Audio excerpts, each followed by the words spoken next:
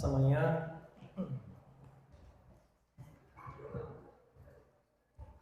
vamos abrir nossas Bíblias em 1 Pedro, capítulo 4, no versículo 12 até o final, 19. Ô Vanessa, consegue aula para nós aí, obrigado. Amém. Obrigado.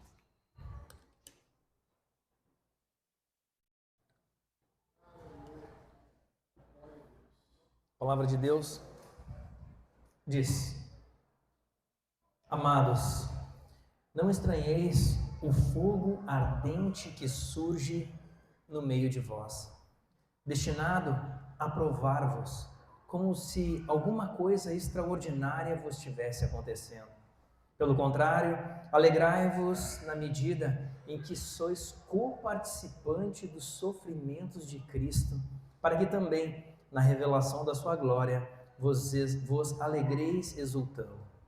Se pelo nome de Cristo sois injuriados, bem-aventurados sois, porque sobre vós repousa o Espírito da glória e de Deus.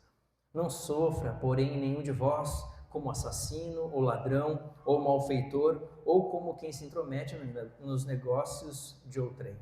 Mas, se sofrer como cristão, não se envergonhe disso. Antes, glorifique a Deus com esse nome. Porque a ocasião de começar o juízo pela casa de Deus é chegada. Ora, se primeiro vem por nós, qual será o fim daqueles que não obedecem ao Evangelho de Deus? E, se é com dificuldade que o justo é salvo, onde vai comparecer o ímpio? Sim, o pecador. Por isso, também os que sofrem segundo a vontade de Deus, encomendem a sua alma ao fiel Criador, na prática do bem. Amém. Os irmãos podem sentar. Aqui Pedro está se dirigindo à igreja, aos cristãos que começavam a serem perseguidos naquela época. E as perseguições aconteciam não por ideologias ou por qualquer outra razão, mas especificamente por eles serem cristãos. O ponto que eu vou tentar nessa manhã compartilhar com os irmãos e convido-os a refletir é sobre como o cristianismo transforma o sofrimento em algo bom, em um triunfo. E para isso, além da introdução, eu dividi em 4 partes essa mensagem. A primeira, não se surpreenda. A segunda, injúrias por Jesus. A terceira, juízo começa na casa de Deus. E a quarta, sofrer segundo a vontade de Deus. E é um texto bem difícil. Eu acabei escolhendo esse texto e depois, com o tempo, quando fui parar realmente para pensar, estudar, fui ver o tamanho da dificuldade, assim como no texto anterior, acabei me metendo ali, deveria ter dado isso para os guris ali, para o Isaac, para o Rodrigo, né, fazer. Mas enfim, meus irmãos, essa mensagem de hoje talvez a gente deva começar pela teodiceia, que é um termo técnico para falar sobre o problema do mal. E o problema do mal é esse: se o nosso Deus, o qual nós cremos, Ele é todo poderoso, e Ele é amor, e Ele é bom, por que o mal existe? A resposta mais rápida que a gente pode dar é por causa do pecado. A resposta mais desonesta seja por causa da falta de fé. E se você ouvir essa resposta, se afaste disso. Quem questiona Deus por meio da teodiceia, ele acredita que existe um conflito aqui entre Deus ser bom e todo-poderoso e o sofrimento no mundo, que é real, é fato, existe sofrimento. Mas será que existe também uma incongruência aqui? Como nós devemos entender que Deus é Pai, nos ama e ainda assim nós, o povo de Deus, sofre? Você sofre, meu irmão? Você já sofreu alguma vez? Por doença, a morte de um ente querido, a perda de alguém muito especial? Alguém lhe fez algum tipo de maldade? Alguém torce o nariz para você quando você diz que é cristão? Você começa a revelar a sua fé? no trabalho, faculdade, seja lá onde for. O cristianismo, ao contrário de muitas religiões, ele é realista. Ele trata dos problemas reais da vida comum. E na vida, fato é que haverão dores, haverão sofrimentos. Em algum momento da nossa caminhada, nós vamos nos deparar com essa situação.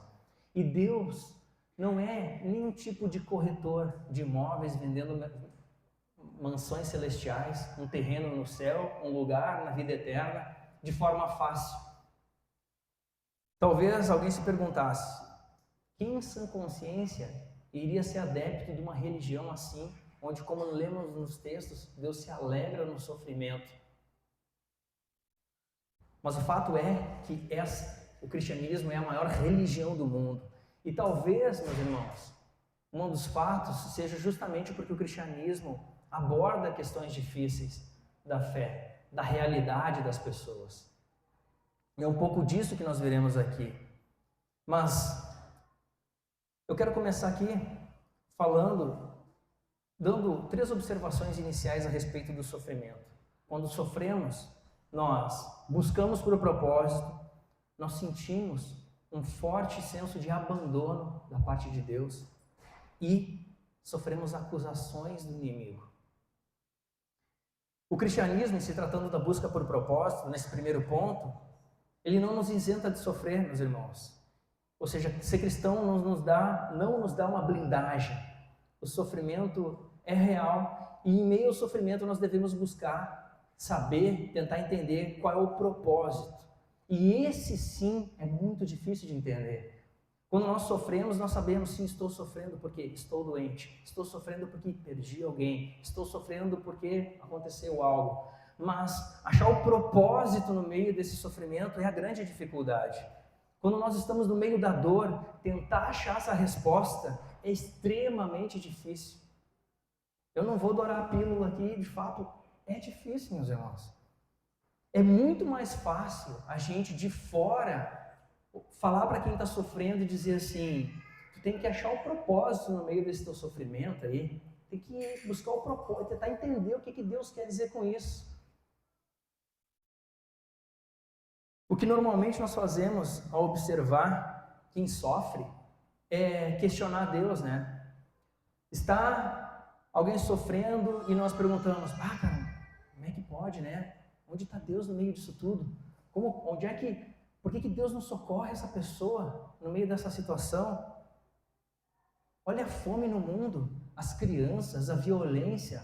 Olha quanto sofrimento existe nesse mundo. Onde é que está Deus no meio disso? Acontece que muitas vezes, para aquele que está lá sofrendo, aquele que sofre na pele, na dor, Deus é tudo que ele tem de fato. Tudo que ele tem para se agarrar é Deus. De fora, no alto, nos colocando no Olimpo, é fácil dizer: não, olha, tem que encontrar um propósito, né? Ou onde está Deus?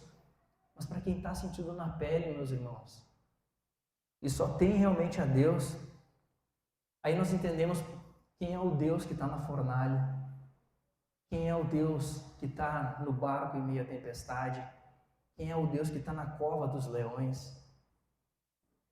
O segundo ponto é um sentimento de abandono.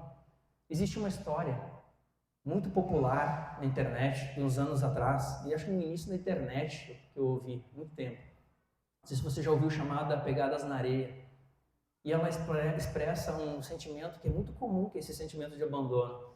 A história é que a pessoa chega diante de Deus na eternidade, ela olha para trás e vê as pegadas na areia, só que ela percebe que nos momentos mais difíceis da caminhada dela havia apenas uma pegada, um par de pegadas, e não 2.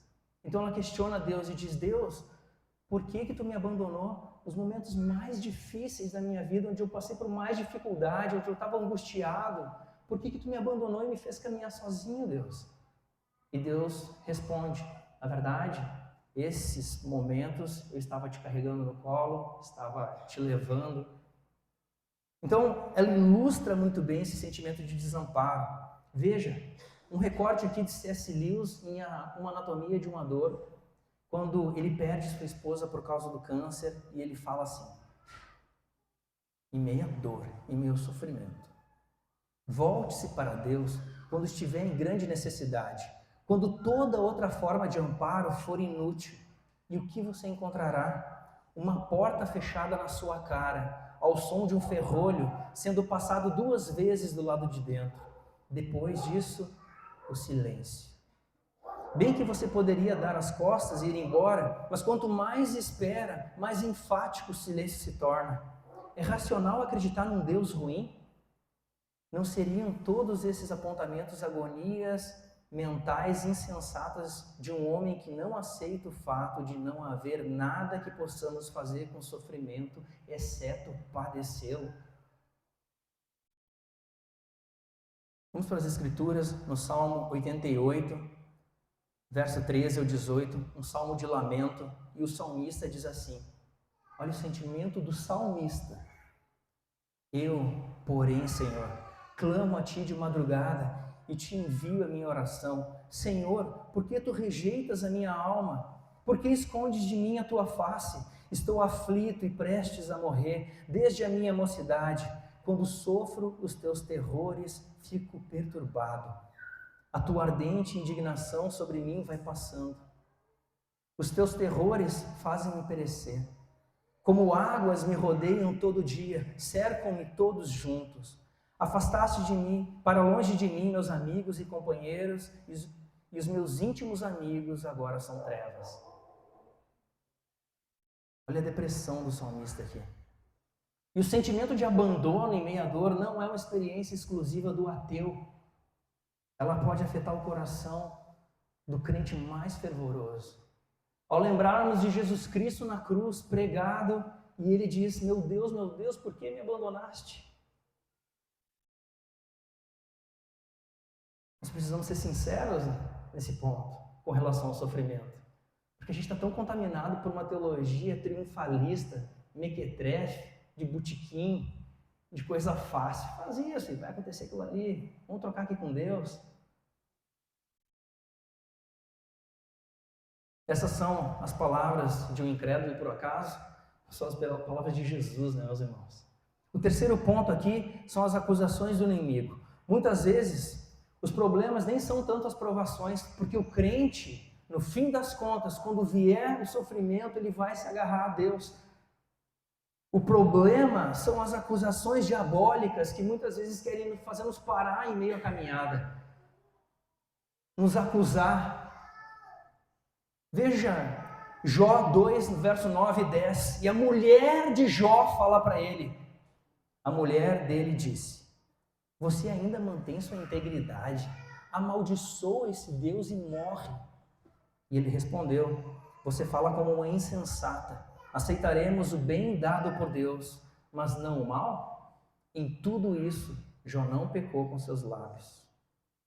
Nós insistimos, meus irmãos, em meio à dor e em meio ao sofrimento, olhar para os nossos méritos e dizer, Deus, por que isso está me acontecendo agora? Se eu canto na igreja, eu venho todo domingo, eu estou na igreja, eu ouço a tua palavra, eu ajudo, eu dou meu dízimo, minha oferta, Deus, por que isso está acontecendo comigo? A gente fica toda hora querendo pegar os méritos para nós, como se a gente conseguisse botar tudo isso numa caixinha e na hora da dor a gente pegar esse crédito e jogar para Deus e dizer, Deus, não faz sentido essa conta, Deus.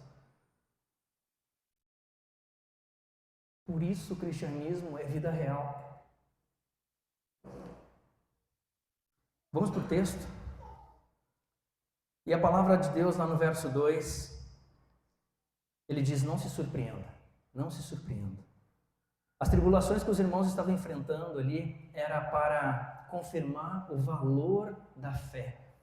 Vamos lá para 1 Pedro, capítulo 1, no início da nossa carta, versos 6 e 7, falando sobre salvação, e Pedro diz, em que vós grandemente vos alegrais, a salvação no caso, ainda que agora importa, sendo necessário que estejais por um pouco contristados com várias tentações, para que a prova da vossa fé, muito mais preciosa que o ouro que perece e é provado pelo fogo, se ache em louvor e honra e glória na revelação de Jesus Cristo. Quando falamos em comunhão com Cristo, nós não estamos nos referindo tão somente, não que isso seja pouco, ao Cristo glorificado que está sentado à destra de Deus, a essa glória, mas também ao seu sofrimento. E a comunhão dos crentes com Cristo vai ao ponto de sofrerem as mesmas coisas que Ele. Efésios 3:10, a comunhão dos seus sofrimentos. Se Ele sofreu injustamente, nós também participamos do mesmo jeito desse sofrimento. É por isso que, ao participar da ceia, nós olhamos para o seu corpo moído por nós, pelo seu sangue vertido por nós, e nós temos parte com esse sofrimento, com essa dor. E por isso nós podemos dizer que entregamos a nossa vida por Cristo ao mundo, e que sim, que nos leve, porque cremos na ressurreição dos santos, porque o mesmo Espírito que ressuscitou Jesus Cristo vai ressuscitar a cada um de nós. A igreja não teme a morte. E é por isso que nós aceitamos, portanto, esse chamado. Quantos de nós podem dizer isso de fato, né, meus irmãos? Só o cristão pode dizer isso de fato. E por isso também, ainda nesse capítulo 4, no verso 8, 9 e 10, pregado na semana passada, nós, mediante a comunhão, sofremos uns pelos outros, servirmos uns aos outros, porque se esse corpo, alguma parte desse corpo sofre, nós sentimos também. Se está com problema, nós sentimos, nós nos compadecemos também. E é por isso, meus irmãos, que agora, 2025, o mundo dando ré em foguete, tantas coisas boas em algum grau acontecendo, agora nesse exato momento 7.000 irmãos nossos foram mortos na Nigéria. 7.000 irmãos teus foram mortos na Nigéria. E não foram mortos porque eu sou de esquerda, eu sou de direita, ou ideologia, ou seja lá o que for. Foram mortos pura e simplesmente porque são cristãos. Por serem crentes em Jesus Cristo, eles foram mortos. Eu conversava com o Morton do Ajuda Barnabás, ele me contou um caso, eu não sei se era no Sudão ou na Eritreia, mas o fato era que uma mulher dentro de uma família de muçulmanos se converteu a Jesus Cristo. Ela entendeu o grande amor, o sacrifício de Cristo pela vida dela. Ela queria servir a um Deus não por imposição, mas por amor. Foi descoberta, ela foi assassinada. Eles pegaram o corpo dela e colocaram no trilho de um trem, e o trem esfacelou o corpo dela. Porque eles entendiam que daí, dessa forma, seria mais difícil, na investigação, descobrir como ela foi morta. Mas os testemunhos das pessoas, dos vizinhos, relataram isso. Que bom seria, né, meus irmãos, se o Evangelho fosse uma vacina para todos os males do mundo. Mas Pedro diz, não estranheis o fogo ardente que surge no meio de vós. E ele ainda pede que nos alegremos. É como se ele dissesse para não nos surpreendermos por sermos diferentes do mundo, por andarmos na luz em meio ao mundo em trevas. Não se surpreendam com as consequências disso. Não se surpreendam com as consequências do batismo de vocês. Não se surpreendam por vocês dizerem que são crentes, estarem vindo na igreja. Melhor é que ninguém saiba. Não postem nada. Vivam como agentes secretos.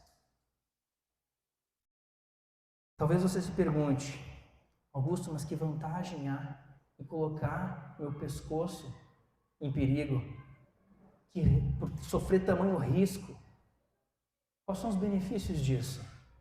E a resposta mais provável diz respeito aos galardões no céu. E a gente pouco fala em galardão, não é mesmo? E se você, meu irmão, não sofre por Cristo, se você vive uma vida tranquila, glória a Deus por isso, meu irmão.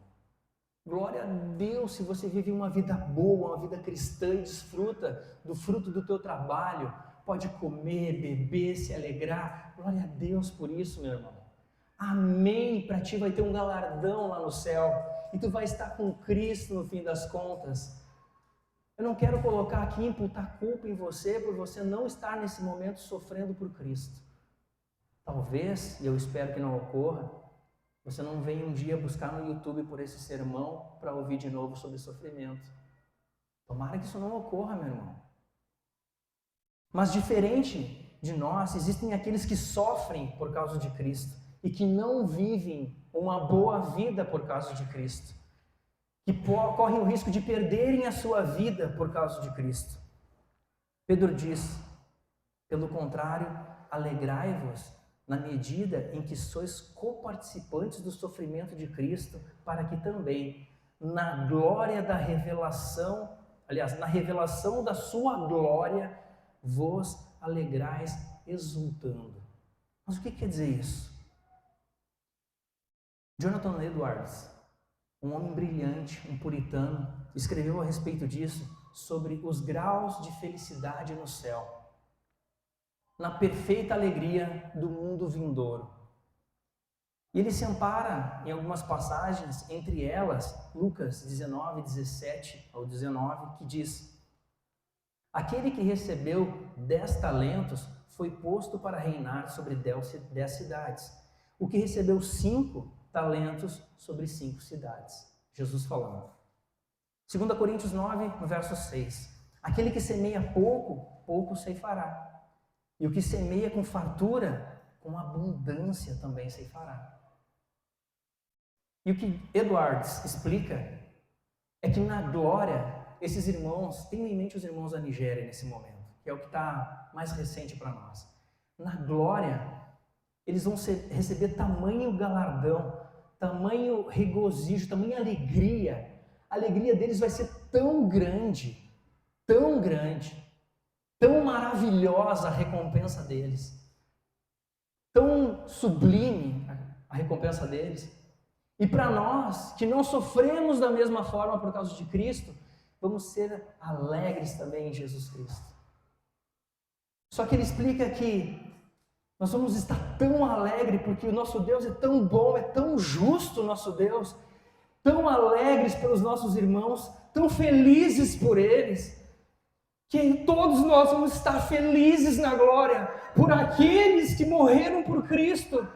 Nós também não haverá inveja, igualmente a igreja estará feliz.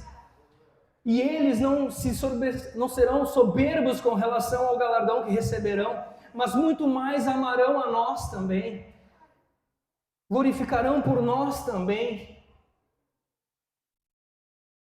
Essa é a visão do reino, da glória que Edwards nos dá a respeito dos galardões do céu. Isso te parece justo, meu irmão? Isso é justo. Aleluia por isso. 2. No verso 14, as injúrias por Jesus. Ele fala aqui que bem-aventurado e felizes são aqueles que são injuriados.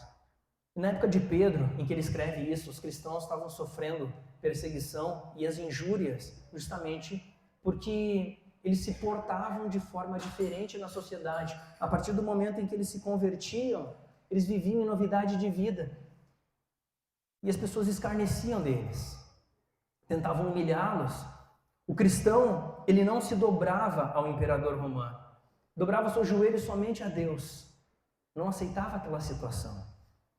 E é por isso também, meus irmãos, fazendo um parênteses aqui, que a Coreia do Norte é o pior país do mundo para se ser cristão, porque os crentes lá não se dobram ao Kim Jong-il lá da vida. É por isso que na China o governo precisa inferir e ter gerência sobre a liturgia nos cultos, porque o cristão não aceita que ninguém reine sobre a vida dele, nenhum partido, nenhum político de estimação. É por isso que na Rússia a igreja é estatizada, é preciso controlar. Hoje nós nos rotulamos das mais diversas formas, né? Nós dizemos, não, eu sou pentecostal, não, eu sou reformado, não, eu sou batista, não, eu sou cessacionista, não, eu sou pós-milenista, e por aí vai. E nós tentamos usar esses termos técnicos para nos situarmos, nos qualificarmos de alguma forma, mas Sendo que, na verdade, nós deveríamos dizer: cristão eu sou. Cristão é isso que eu sou. O termo cristão ele é usado apenas 3 vezes no Novo Testamento e ele foi inicialmente um termo usado de forma pejorativa para zombar os nossos irmãos. Olha lá o imitador de Cristo lá, porque Cristo havia sido morto da pior forma possível, de um jeito reservado aos piores bandidos da época. Olha lá o cristão, lá o cristão. Só que nós redimimos esse termo, nós ressignificamos esse termo. E o que Pedro nos ensina aqui é que esse termo que foi usado para nos humilhar, na verdade, nós devemos considerar como uma medalha de honra. E observem também na perspectiva de Jesus Cristo, em seu Sermão do Monte, onde ele diz que bem-aventurado sois vós quando vos perseguirem e quando, mentindo, disserem mal contra vós. Bem-aventurado, felizes são vocês. Eu fico feliz por vocês estarem sofrendo, por vocês estarem fazendo a diferença de fato nessa sociedade, nesse mundo. No verso 15, ele faz uma ressalva bastante importante. Diz assim: não sofra como assassino, ladrão, malfeitor ou como quem se intromete na vida dos outros. Avalie, portanto, o seu sofrimento, porque nem todo sofrimento é da vontade de Deus. Nem todo sofrimento glorifica a Deus. E talvez ali você diga assim, lendo: mas eu não sou bandido, eu não sou assassino, eu não sou ladrão, eu não sou nenhum malfeitor aqui. Então ele fala: nem como quem se intromete na vida dos outros. Eu dou graças a Deus pelo Botânico, uma igreja pequena, todo mundo se conhece aqui. E pelo menos eu não tenho notícias de picuinha, de gente falando mal de ninguém. Mas isso daqui pega muito, meus irmãos. Em muitos lugares, as pessoas ficam: tu ficou sabendo do Norton? E não, assim, mas com o intuito mesmo de degradar a pessoa. Pior que ele fez tal coisa. Aí depois descobre que falou mal, começam as desavenças e a pessoa diz: porque eu sou quem fala a verdade, estou sofrendo por causa de Cristo. Não, não é isso, não é isso. Não é isso que Pedro está dizendo, não é isso. Há sofrimentos que são provocados pelo homem, como no caso ali dos malfeitores, e o cristão, portanto, ele não pode provocar alguns problemas. Ele respeita a vida alheia, ele respeita os bens alheios, ele honra a privacidade alheia. O cristão precisa perguntar, portanto, a verdade é: por que eu estou sofrendo? Qual o propósito disso? Estou envergonhando ou estou glorificando a Deus com esse meu sofrimento? Tem um pastor muito conhecido que usa um chapéu de cowboy. Pastor muito conhecido que usa um chapéu de cowboy, e ele fala: porque eu estou sofrendo, estão me perseguindo. Volta e meia ele falava isso: agora não está fácil, meus irmãos, estou sofrendo, estão me perseguindo.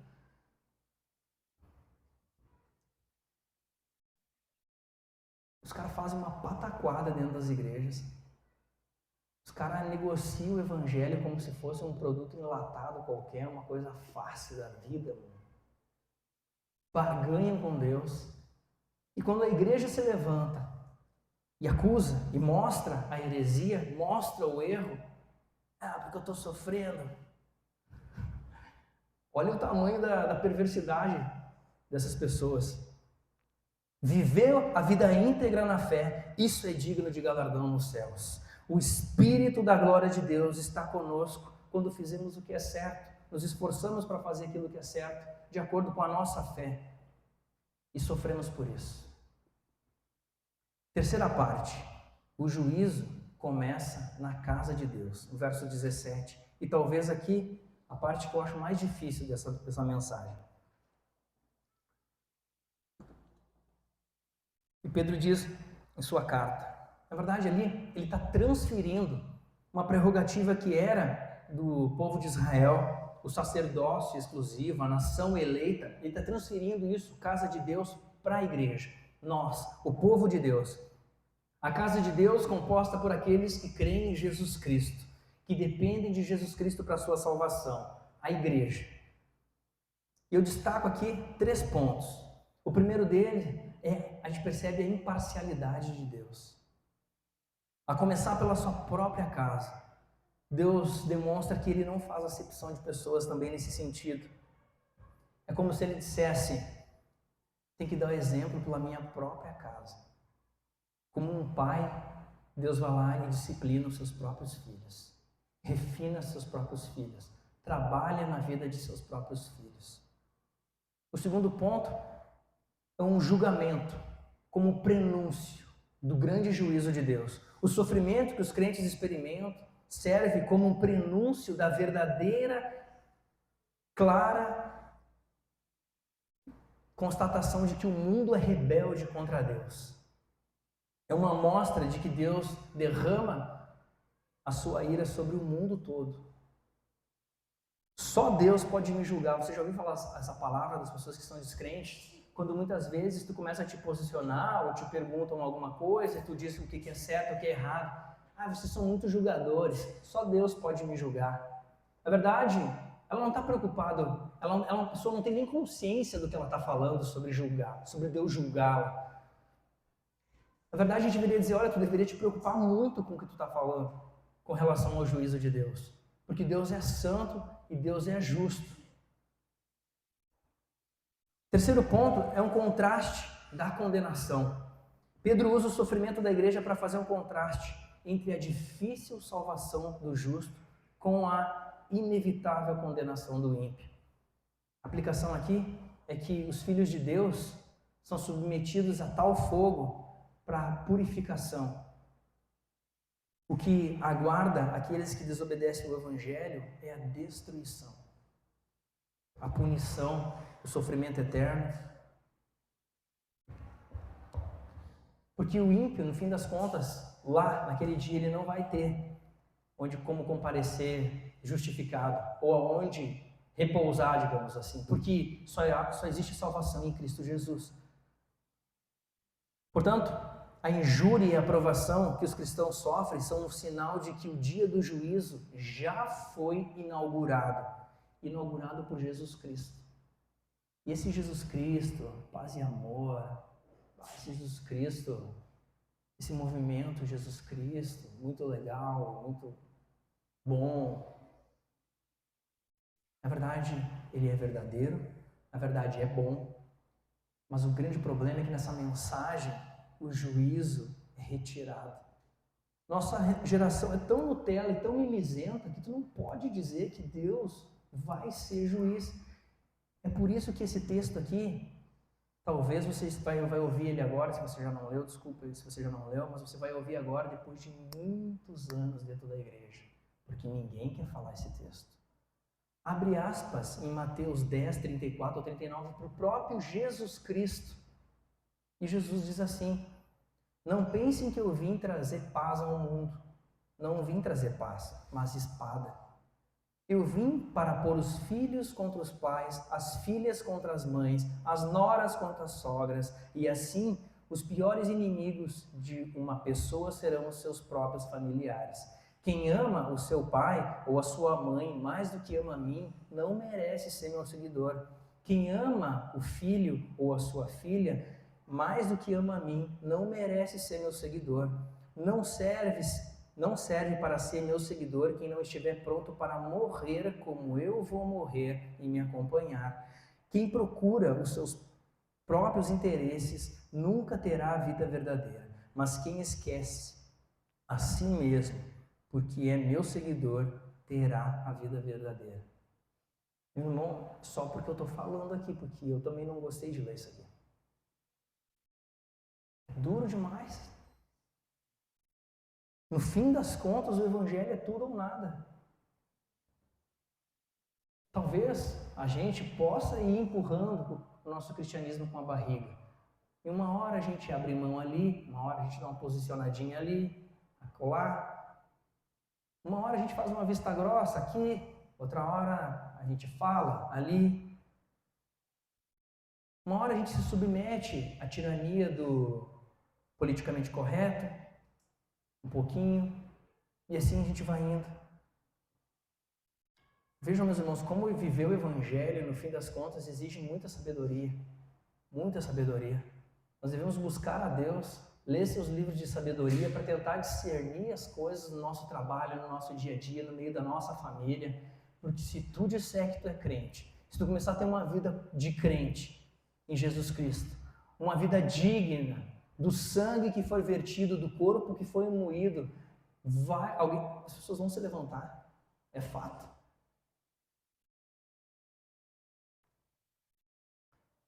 Portanto, o fato de Deus começar o juízo conosco, por sua casa, deve ser visto não como uma estranheza, mas como uma prova do amor e um processo de refinamento pedagógico do nosso Pai. E essa perspectiva deve consolar o crente, nos lembrando que, apesar dessa dor temporária que possa vir sobre nós, o destino do ímpio é muito pior, de quem é mau é muito pior. O sofrimento, portanto, meus irmãos, ele tem dois vieses. O viés do cristão, ele encara o sofrimento, ele encara a dor como algo pedagógico da parte de Deus. Há um propósito naquilo ali. E o descrente como um prenúncio do juízo e da dor eterna que virá sobre todo aquele que nega Jesus Cristo como seu único e suficiente Salvador. Deus, meus irmãos, é o vingador, Ele é justo juiz, e Ele, somente Ele vai saciar toda a nossa sede de justiça, de toda a maldade, de tudo que nós vemos no mundo, de homens perversos que tratam nações, pessoas, subjugam, que roubam, que maltratam, de líderes políticos sem escrúpulos nenhum. Naquele dia, o justo juiz vai pesar sua mão sobre eles. Quarto ponto, sofrer segundo a vontade de Deus. Verso 19. Ele diz, os que sofrem segundo a vontade de Deus. Estranho de lermos isso, né? Mas essa frase, ela confronta a ideia de que todo sofrimento é culpa do diabo. Existe também aqui a vontade de Deus, uma vontade permissiva de Deus, para que seus filhos sofram. Quando nós pensamos em Jesus Cristo, no seu corpo, no seu sangue, nós lembramos de Jesus Cristo antes de ir para a cruz, o próprio Cristo, ele orando e dizendo, Deus, afasta de mim esse cálice, afasta de mim, se possível for, Deus, porque Ele sabe tudo que Ele ia passar na cruz por mim e por você. No entanto, após Ele dizer isso, Ele diz, mas que seja feita a Tua vontade, a Tua dura vontade. Isso nos dá um pouco mais de clareza sobre a vontade de Deus também. Pedro afirma que em alguns momentos o sofrimento é sim a vontade de Deus para a vida do crente com o propósito de purificar, portanto, moldar o caráter, educar, preparar para uma glória futura. E eu vejo isso muito presente quando pude experimentar em alguns momentos, né, da minha família, quando alguém fica doente, aí a família, fulano de tal está doente, a família se reúne novamente, a família começa a orar, a família começa a se voltar mais para Deus, por causa do sofrimento de uma pessoa que a gente ama, a gente começa a buscar mais a Deus, começa a pedir oração. Porque a gente não faz isso sempre, né? Parece que precisa dar uma apertadinha ali no sapato para a gente, agora eu vou correr para Deus, eu vou começar a me corrigir, tentar glorificar mais a Deus, tentar viver um cristianismo de verdade na minha vida. Se Deus é o Criador e dele, por ele, para ele são todas as coisas, nossa vida também é dele. E por isso ele faz o que ele bem entende. Nós aqui do Ocidente, a nossa mentalidade democrática com as autoridades superiores sempre não se faz o que bem entende. Tem o Tim Keller naquele livro Deus na Era Secular, ele fala sobre um amigo dele que era ateu e dizia, japonês, e ele dizia, olha, se Deus existe, é justo que ele faça o que ele quiser. Mas a mentalidade de governo deles, historicamente, é monárquica. A concepção de como ele entende a vida, vive a vida comum, é diferente. Ele diz que de alguma forma isso molda o nosso entendimento, o nosso relacionamento com Deus. Essa perspectiva de que existe alguém que é soberano e manda, está acima de nós. Isso é, no último termo desse versículo, encomendar a alma ao Criador. É depositar toda a nossa vida nas mãos de Deus, porque Ele é o Criador Todo-Poderoso, e colocar nele toda a nossa confiança, depositar nele toda a nossa esperança, porque Ele é fiel em suas promessas. Não é, Deus, eu entrego toda a minha vida a Ti, porque eu quero os benefícios, eu quero prosperar, eu quero me dar bem na vida, não quero nenhum mal sobre mim. Não, eu entrego toda a minha vida a Ti, eu sou Teu servo. Faz o que Tu bem entende, me molda, quebra, faz de novo se for possível.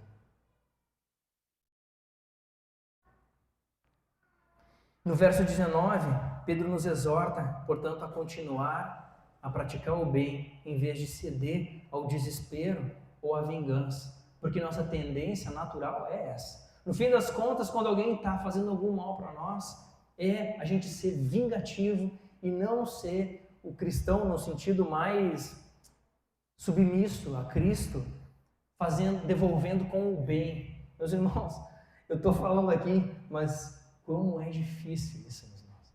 Como é difícil. Ainda mais agora com tantos recursos jurídicos que a gente tem. Se alguém nos faz um bem, a primeira coisa é vamos processar. Eu quero ver a pessoa pagando agora em vida. E veja, eu não estou anulando isso, não tem nada de errado nisso. No entanto, Ele nos pede, principalmente nesses casos em perseguição, de que nós não venhamos a devolver de forma vingativa, devolver o mal com o mal.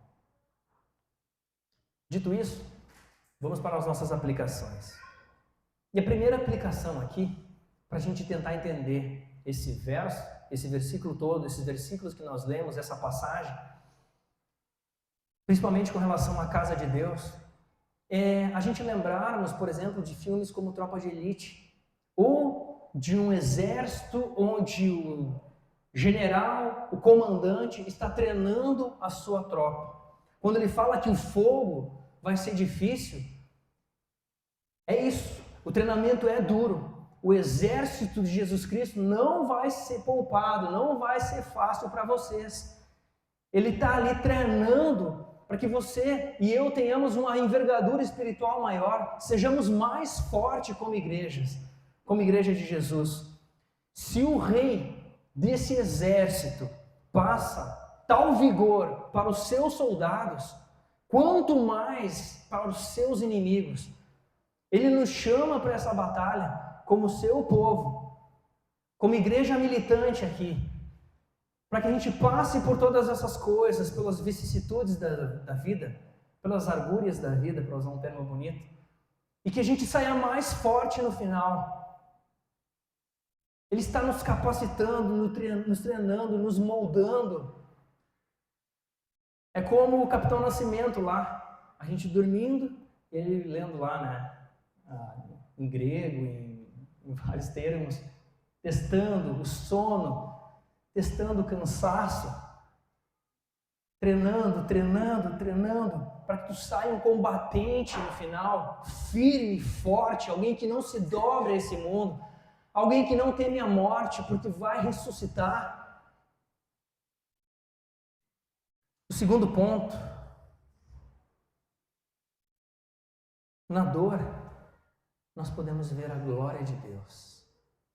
Tem uma frase que diz: olharei o mundo através das lágrimas, talvez eu veja coisas que eu não veria com os olhos secos. Tem uma história real que aconteceu em 1873 com Horatio Spafford. Ele tinha sua esposa, mais 4 filhas. Então, acontece um grande incêndio na cidade de Chicago e eles perdem absolutamente tudo. Uma família temente a Deus, que amava Jesus Cristo, eles perdem tudo. Pensa você perder tudo que você demorou uma vida inteira para adquirir. O fogo consome. Acontece um grande incêndio. Então eles decidem morar na Europa. Só que ele ainda estava fazendo algumas coisas ali. E disse para sua esposa: vai na frente com as meninas e eu vou no próximo barco. E a família segue. Acontece um naufrágio. E só a esposa dele sobrevive. As 4 filhas dele morrem. Não bastasse ele ter perdido tudo no incêndio, as 4 filhas dele morrem. Então, quando ele pega o navio para ver sua esposa do outro lado do Atlântico, ele pede para o comandante, quando chegar próximo do naufrágio, que lembrasse ele. Então, Horácio sai na embarcação ali, naquele lugar que levou suas 4 filhinhas. Ele ora a Deus e Deus dá uma canção. E essa canção diz assim, eu não vou conseguir cantar que nem o Edileu. Se paz a mais doce eu puder desfrutar, se dor a mais forte eu sofrer, ó, seja o que for, tu me fazes saber que feliz com Jesus sempre sou. Spurgeon, ele fala, aqueles que mergulham no mar das aflições trazem pérolas para cima. John Piper tem um livro chamado Não Desperdice o Seu Câncer, e um termo que ele cunhou chamado glória peculiar. No seu sofrimento, na sua dor, há uma glória peculiar. Há um momento em que Deus vai tratar com você, e é com você e Deus, e ninguém vai ter gerência sobre isso, mas é o momento de nós olharmos para nós, para dentro de nós, reconhecermos a nossa miséria, o quão pequeno nós somos, o quão fraco nós somos, e ver o que Deus tem de propósito com tanta dor e sofrimento para nós, o povo, o seu povo, o povo de Deus. Terceiro ponto, terceira aplicação. O que dizer, meus irmãos, dessas igrejas que vendem um evangelho que não é comprometido com a verdade, que tem a cara de pau de colocar na frente da igreja, pare de sofrer. Que tipo de evangelho água com açúcar é pregado nesse lugar, meu irmão, minha irmã? Veja, é muito mais fácil se eu dissesse e colocasse tudo no karma, tudo da culpa do encosto. Se eu dissesse, não, vamos fazer caridade para que numa outra vida a gente sofra menos. Não, vamos buscar um conhecimento, um autoconhecimento nessa vida para que o nosso karma seja menor. Muito mais fácil. Difícil é conciliar o fato que Deus é soberano, Ele é todo poderoso, e você sente na pele o sofrimento, mesmo sendo considerado filho amado de Deus. Isso nos leva a uma fé robusta, uma envergadura espiritual maior. Leva a uma igreja forte que não se dobra, uma igreja que quando levanta sua voz canta porque sabe quem é o seu Deus. Uma igreja pulsante, vibrante, não uma igreja acanhada, tacanha. Não é uma igreja que sente comissão nos ouvidos por estar ouvindo, eu não queria ouvir isso, eu quero ouvir coisa boa, eu quero ver como eu vou conquistar os meus projetos nessa vida, é isso que eu quero saber. Eu quero viver um conto de fadas com Jesus. Quinta aplicação. Uma visão do céu.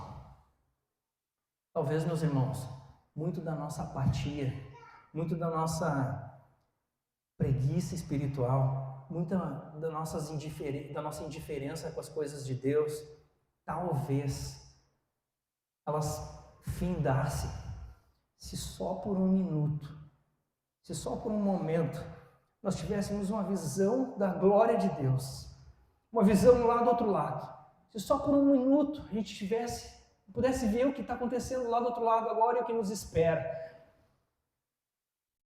Eu não gosto de ler a Bíblia, não consigo orar, um minuto não consigo. Talvez se nós tivéssemos uma visão da glória de Deus, por um momento. Vejam, Simão Zelote crucificado, André crucificado, Bartolomeu crucificado, Tiago Menor crucificado, Judas crucificado, Simão Pedro crucificado de ponta cabeça, Filipe enforcado, Judas Iscariote se enforcou, Tomé foi atravessado por uma lança, Mateus foi morto à espada, Matias decapitado, Tiago Maior decapitado, Paulo decapitado, João morreu velhinho vendo o sol nascer quadrado.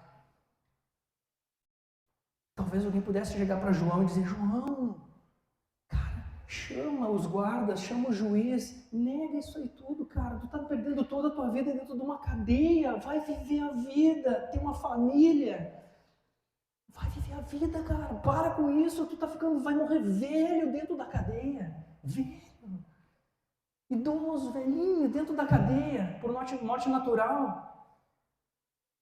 Talvez se alguém chegasse para João e dissesse isso, ele fosse lembrar de tudo aquilo que nós lemos no livro de Apocalipse, das ruas como de ouro, dos muros com jaspe e tesouro, de um lugar glorioso que a ele foi revelado, a ponto de ele sofrer até o último minuto da vida dele, preso por Jesus Cristo, e não negar isso, por amor a Cristo, porque ele teve uma visão da glória de Deus. Vejam Tiago, capítulo 4, verso 14. Digo-vos que não sabeis o que acontecerá amanhã, porque o que é a vossa vida, senão como um vapor que aparece e logo desaparece. Olha a compreensão que Tiago tinha do que era a eternidade, o outro lado de lá. O que era a eternidade comparado à nossa vida. Eu já vivi 40 anos e acho que vivi relativamente bastante. Imagina a gente viver 100 anos, 120, isso ser comparado como um vapor que aparece e logo desaparece. Não é nada, absolutamente nada. Porque o entendimento e a compreensão de que eles tinham, de que existe um lugar melhor, um lugar feliz, melhor, glorioso e eterno nos aguardando do outro lado. Tiago e João entendem aqui o quê? O que será, meus irmãos, que eles entendem que nós não entendemos? Por que será que ainda somos apáticos, espiritualmente, preguiçosos, indiferentes com as coisas de Deus? Será que se Deus nos desse uma revelação assim, seria diferente? Será que Ele nos desse esse vislumbre? Mudaríamos? Bem-aventurado os que não viram e creram. É o que diz Jesus para Tomé. Bem-aventurado aqueles que não viram e creram. Você é bem-aventurado porque você não teve essa mesma visão. Você é bem-aventurado porque você não viu Jesus Cristo fazendo tudo o que Ele fez. Você é bem-aventurado porque você luta contra a incredulidade. Deus sabe das suas dificuldades. Cristão da Igreja do Jardim Botânico, posto em Porto Alegre, no ano de 2025. Deus sabe as lutas que você luta nesse ano, na sua vida. Ele sabe, Ele te conhece, Ele é teu Pai. E Ele te diz: bem-aventurado tu é, porque tu não viu e ainda assim tu creu. Tu é bem-aventurado porque tu está aqui nessa manhã, independente do monte de coisa que está acontecendo na tua vida. Tu é bem-aventurado. Há uma glória para nós, igreja, no dia de hoje. Nós que não vimos tudo que esses irmãos e que esses grandes homens do passado viram. A igreja de Jesus Cristo, nós somos bem-aventurados, meus irmãos. E ainda assim Deus nos dá tantas glórias, como orações atendidas, uma igreja a quem amar, pessoas que caminham na fé e ombreiam a causa de Jesus Cristo junto com a gente. Nós podemos experimentar essas gotas da glória de Deus já na nossa vida, de pessoas que estão ao nosso lado, meus irmãos, nos encorajando, nos dando força, nos ensinando, nos exortando, nos edificando, nos consolando. Quero te convidar a se colocar de pé nesse culto de ceia, nesse dia tão glorioso que é o domingo, o dia em que o nosso Senhor Jesus Cristo ressuscitou. Porque eu creio, meu irmão, e eu sei que você crê nisso também, que glorioso será o dia em que nós chegarmos na glória, e nós tirarmos o nosso fardo pesado, e nós largarmos o nosso fardo, e nós corrermos na direção do nosso amado Jesus Cristo, e dermos um abraço nele, e nós vemos todos os santos presentes naquele grande banquete, naquele dia, os nossos irmãos na Nigéria sofrendo por causa de Jesus Cristo, você, eu, todos nós, reunidos e nós vamos dizer, valeu a pena. Cara, valeu muito a pena. Valeu a pena, eu não arredei o pé de Jesus Cristo, eu não arredei o pé, eu não arredei a fé. Apesar de mim, valeu a pena. Oremos ao nosso Deus. Senhor, te somos gratos, Senhor, pelo teu santo evangelho, Senhor. Somos gratos, Senhor, porque nessa manhã, Senhor, tu, através da carta de Pedro, fala conosco, tem falado conosco, moldado o nosso coração, Senhor.